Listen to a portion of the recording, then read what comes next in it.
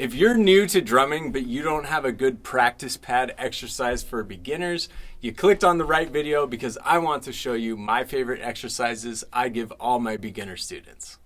In this video, I want to show you 2 exercises you can use on your practice pad right away as a beginner. The second one is the exercise that gave me so much speed in my playing and really unlocked my hands.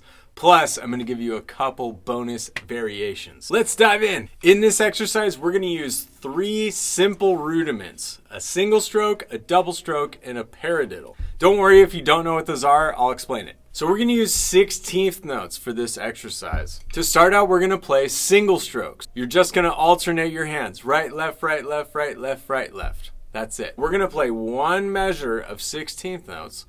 Using a single stroke roll, that would look and sound like this. 1 E and a 2 E and a 3 E and a 4 E and a. A little slower.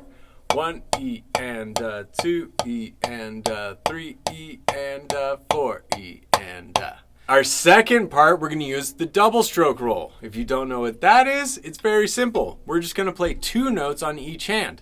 Right, right, left, left, right, right, left, left. One measure of a double stroke roll on 16th notes would sound like this. 1 E and a 2 E and a 3 E and a 4 E and a. And our last rudiment, we're going to play paradiddles. A paradiddle is a combination of a single stroke and a double stroke. The first 2 notes are single strokes. Right, left, and then you're going to finish with a double. Right, right.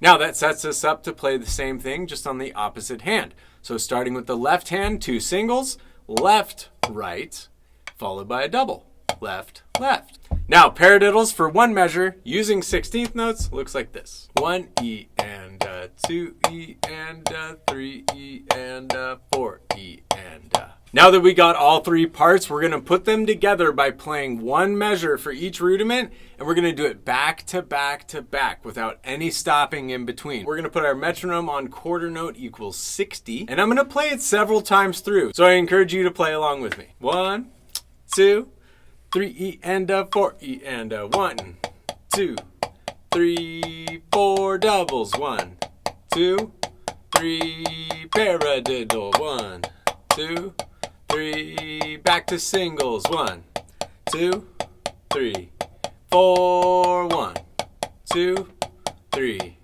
4, 1, 2, 3, 4, 1, 2, 3, 4, 1, 2, 3, 4, 1, 2, 3, 4, 1, 2, 3, 4, 1, 2, 3, 4, 1, 2, 3, 4, 1. Now the main thing to pay attention to with an exercise like this is to stay relaxed. You don't want to tense up. With that said, let's try to speed it up. I'm going to put the metronome at 108. Play along with me.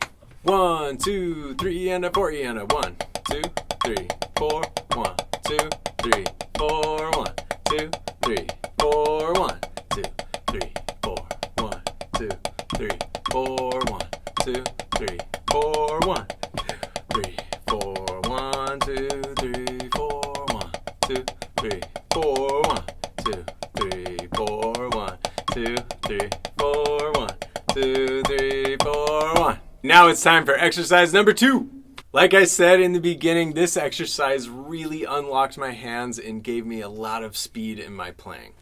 I'm talking about George Lawrence Stone's killer exercise. Now, I'm going to show you a little variation that I came up with, but this is basically the same exercise. Just like we did with the first exercise, we're going to stay with 16th notes. In this exercise, we're going to think about groups of 4 notes on each hand. So to start off, that's all we're going to do. 4 notes on the right, 4 notes on the left. 1 E and 1 E and. Now we're going to add a group of 4 each time. So this one, let's do 2 groups of 4 on each hand. 1 E and 2 E and 1 E and 2 E and. Now we're going to add in another group. So we're going to do 3. 1 E and 2 E and 3 E and 1 E and 2 E and 3 E and. And for our last one, 4 groups of 4. 1 E and 2 E and 3 E and 4 E and 1 E and 2 E, 3 E and 4 E and Now, I like to turn around and go backwards. So now that we got all the way to 4, let's go back to 3. 1 E and 2 E and 3 E and 1 E and 2 E and 3 E and now 2. 1 E and 2 E and 1 E and 2 E and finish up with 1 group of 4 on each hand. 1 E and 1 E and Now all we have to do is take out those pauses in between so that we're playing from one to the next with no gaps. Again, let's use our metronome. I'm going to put it on 60 beats per minute. 1 E and 2 E and 3 E and 4 E and 2, 1 E and 2 E and 1 E and 2 E and 3 E and 1 E and 2 3 E and 1 E and 2 E and 3 E and 4 E and 1 E and 2 E and 3 E and backwards. 1 E and 2 E and 3 E and 1 E and 2 E 3 E and 1 2 1 2 1 1 done.